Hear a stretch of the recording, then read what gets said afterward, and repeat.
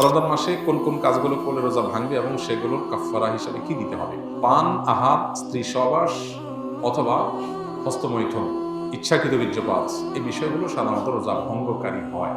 ইচ্ছাকৃত যদি রমজান মাসে মানুষ রোজা ভেঙে ফেলে, রেখেছে ভেঙে ফেলেছে, তাহলে সেক্ষেত্রে স্ত্রী সহবাস করে ফেলেছে, খেয়ে ফেলেছে, পানাহার করেছে কিংবা হস্তমৈথুন করে ফেলেছে, তাহলে ওই রোজার জন্য ফুকাহে আহনাফের ফতোয়া অনুযায়ী একটা রোজা কাজা যেহেতু ভেঙে ফেলেছে, আর 60টা রোজা টানা কাফারা রাখতে হবে, মোট 61টা।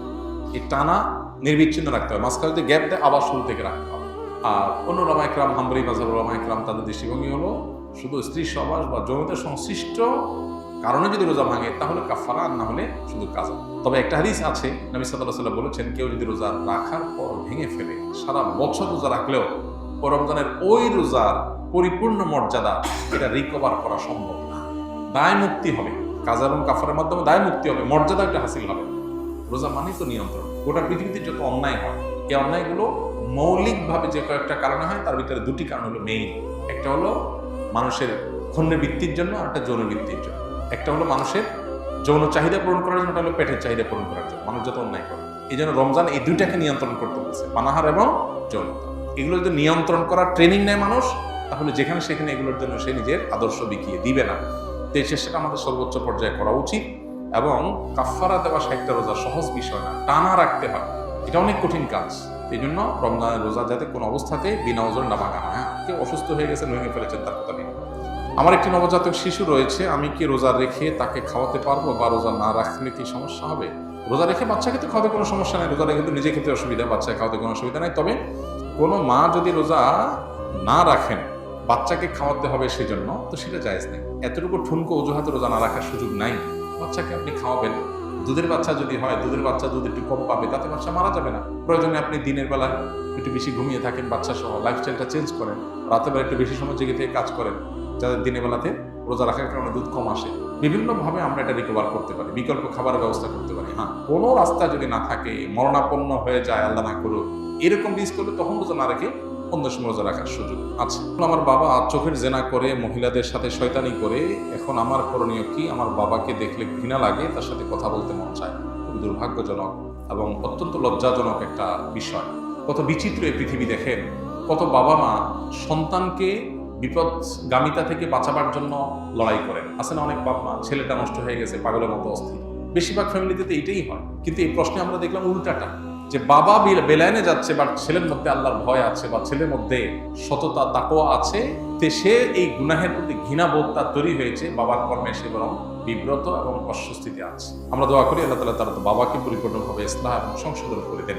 যে ভাই প্রশ্ন করেছেন তাকে বলবো, বাবা মা এরকম আমাদের সিনিয়র কেউ যদি কোনো গুনাহে, কোনো অন্যায় লিপ্ত থাকে, খুব স্বাভাবিক আমাদের কষ্ট লাগবে। এই কষ্টের কোনো সীমা নাই, কিন্তু মনে রাখতে হবে দিন শেষে আমরা আল্লাহর গোলাম, আল্লাহর দেওয়ার সীমা আমরা ক্রস করবো। বাবা যদি অন্যায় করে, বাবাকে আমি বোঝাবার মতো হলে আমি বোঝাবো, আর যদি এই অন্যায় নিয়ে আমি বোঝাবার মতো না হয়, তাহলে অন্য কাউকে দিয়ে বোঝাবো। মাকে বললাম, অন্য কাউকে বললাম। আমার বিভিন্ন প্ল্যান থাকবে, মসজিদের ইমাম সাহেবের সাথে একটু দোস্তি করে, খাতির করে তাকে দাওয়াতি কাজে লাগিয়ে দিলাম, যে আমার বাবার দিকে আপনি একটু মনোযোগ দেন, তাকে একটু দাওয়াত দেন। যারা এলাকাতে দাওয়াতি কাজ করেন, বিভিন্ন ইসলামিক অর্গানাইজেশন, মুভমেন্ট, দাওয়াতি কাজের সাথে আছেন, তাদেরকে ধরাই দেন, তারা যেন আপনার বাপকে টার্গেট করে দাওয়াতি কাজ করে তাকে যেন ইসলাহের উদ্যোগ নেয়। আপনি বিভিন্ন প্ল্যান করেন, আর সে সাথে চোখের পানি ফেলেন।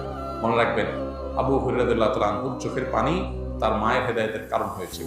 যাই না আমরা নবীজির কাছে এসে বলছেন, ইয়া রাসূলুল্লাহ, একটু দোয়া করেন আমার মায়ের জন্য, আমার মা ইসলাম গ্রহণ করে নাই, এখন আমাকে প্রচুর মারধর করে, আমি মুসলমান হয়েছি সেজন্য। নবী সাল্লাল্লাহু আলাইহি ওয়াসাল্লাম দোয়া করে দিয়েছেন, আল্লাহ আবু হুরায়রার মাকে তুমি হেদায়েত দাও। বাসা যায় দেখে মা ইসলাম গ্রহণ করার জন্য প্রস্তুত। এই জন্য দোয়ার প্রতি ইয়াকিন থাকতে হবে। নবী সাল্লাল্লাহু আলাইহি ওয়াসাল্লাম বলেছেন, আল্লাহর কাছে দোয়া করবা ইয়াকিন নিয়ে, যে আমার দোয়ায় কাজ হবে। দোদুল্যমনা, সংশয় নিয়ে হবে কি হবে না সে ধরনের মানসিকতা নিয়ে দোয়া করবেন না। এই জন্য আপনার বাবার জন্য আপনি দোয়া করেন, অন্যদেরকে দিয়ে বোঝান, খবরদার আপনি নিজে তার সাথে ব্যবহার খারাপ করতে যাবেন। এটা খুব অ্যাসিড টেস্ট, অগ্নি পরীক্ষা, যে বাপ উল্টাপাল্টা করবে, আবার কিছু বলাও যাবে না, বাপ সেদিন শেষে। তো এই পরীক্ষা আপনাকে জিততে হবে। আমরা দোয়া করি আল্লাহ তাআলা আপনার বাবা হেদায়েত নসিব করুন। চেষ্টার পরও যদি তিনি তার পথ থেকে ফিরে না আসে, তাহলে সেক্ষেত্রে আপনি সন্তান হিসেবে যতটুকু সম্ভব তাকে বলতে পারেন, কিন্তু সেটা যেন সীমানা ছাড়িয়ে না যায়, লক্ষ্য রাখতে হবে। কেউ রমজান পেল কিন্তু গুনাহ মাফ করাতে পারলো না, তার জন্য ধ্বংসের বদদোয়া করেছেন জিবরিল। নবী সাল্লাল্লাহু আলাইহি ওয়াসাল্লাম বলেছেন আমিন, আমি এটাকে সমর্থন করি। তার মানে জিবরিলের দোয়াতে নবী সাল্লাল্লাহু আলাইহি ওয়াসাল্লামের সমর্থন, এই দোয়া তো বিফলে যাবে না। তার মানে রমজান পেয়েও যদি আপনি মাফ না পান, তাহলে ধ্বংস কেউ ঠেকাতে পারবে না। এটা চরম একটা দুর্ভাগ্য। এই জন্য রমজান মাসে যে কোনো মূল্যে আল্লাহর কাছ থেকে মাগফিরাত পাওয়ার চেষ্টাটা সেরকম আল্লাহর কাছে প্রত্যাশা রাখার মতো করে পদবন্দি করা দরকার এবং মাগফিরাত কামনা করা দরকার।